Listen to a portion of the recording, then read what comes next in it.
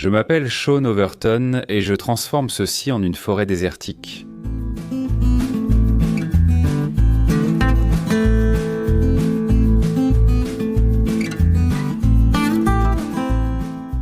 L'une des questions qu'on me pose le plus souvent concerne l'eau, et plus précisément un puits d'eau. Regardez-moi galérer avec cette citerne et vous comprendrez vite pourquoi. Je ne sais pas encore où installer un puits, ni si c'est une bonne idée. Oh waouh, c'est bien plus léger que je ne le pensais. Je croyais que ça pesait environ 100 ou 150 kilos. Regarde-le. Voilà, c'était un peu gênant. D'accord, je vais te donner ça. Oui, ça ne va pas bouger.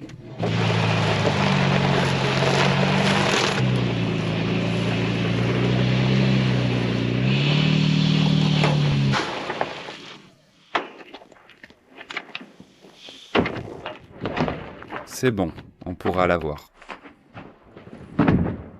Oui. D'accord, nice. Ça marche. Voilà, gaucheux, voilà.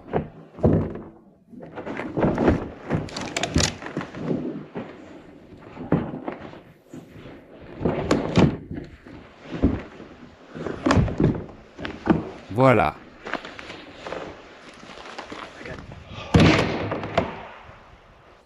Ryan et moi avons amené cette citerne ici. C'est l'un des points les plus élevés de la propriété et ce serait vraiment bien d'avoir 1100 gallons aussi haut que possible. Ce que vous devriez remarquer dans cette image, c'est qu'il n'y a plus de citerne ici. J'ai dû la redescendre exactement par la même colline d'où elle venait.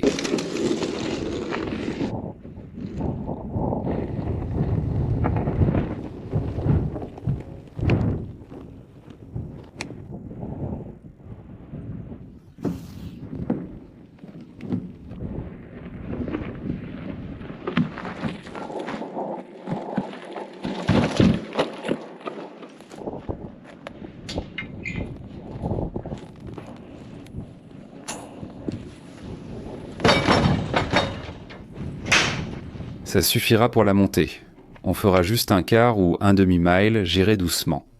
Et puis, quand j'ai déplacé la citerne là-bas, elle a failli s'envoler avec le vent d'hiver.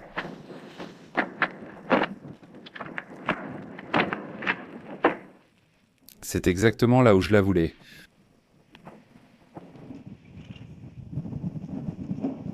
La raison pour laquelle j'ai mis la citerne ici, c'est d'abord l'altitude. Mais aussi parce que ce n'est pas un hasard si c'est ici que je filme l'ouverture de chaque épisode. C'est l'une des plus belles vues de la propriété. Ce serait bien d'avoir cette vue pour ma cabane aussi, non ? Alors quand Ryan et moi avons quitté la propriété début décembre, nous sommes revenus début janvier. Je devais choisir de gravir cette colline raide chaque fois que je partais ou revenais de la cabane. Et comme vous pouvez probablement le deviner au fait qu'il n'y a ni cabane ni citerne ici, non, j'ai décidé que ce n'était pas une bonne idée. Si j'avais creusé un puits, il aurait été à un quart de mile d'ici, donc loin de l'endroit où je veux l'eau. Je pense que cela illustre bien l'idée de prendre de petits risques pendant qu'on apprend des choses. Et pour moi, il est plus facile de prendre de petits risques avec une citerne de 4200 litres qu'en creusant un trou à 15 000 $ qui pourrait même s'avérer sec.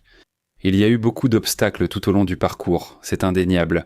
Mais au final, nous avons creusé 2 acres de zone de collecte. Mon coach d'affaires dit que je réfléchis longuement et que j'ai de l'expérience. Ensuite, j'y réfléchis des semaines, voire des mois, puis je recommence ce cycle.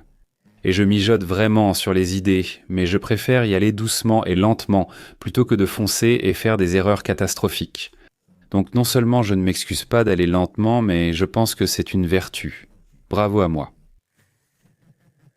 La valeur d'aller lentement, c'est que ce n'est pas forcément que je vais changer le plan, c'est que je peux le mettre à jour. J'apprends de nouvelles informations, ce qui me permet d'élaborer un meilleur plan et de prendre de meilleures décisions financières. En fait, cette citerne va probablement encore bouger, et c'est basé sur quelque chose que je ne savais pas. Donc je vais prendre la caméra ici et vous montrer. Derrière moi, j'ai ce grand tas de sable tamisé qui n'existait pas quand j'ai fait le plan au départ. Ce truc mesure 3 ou 4 mètres.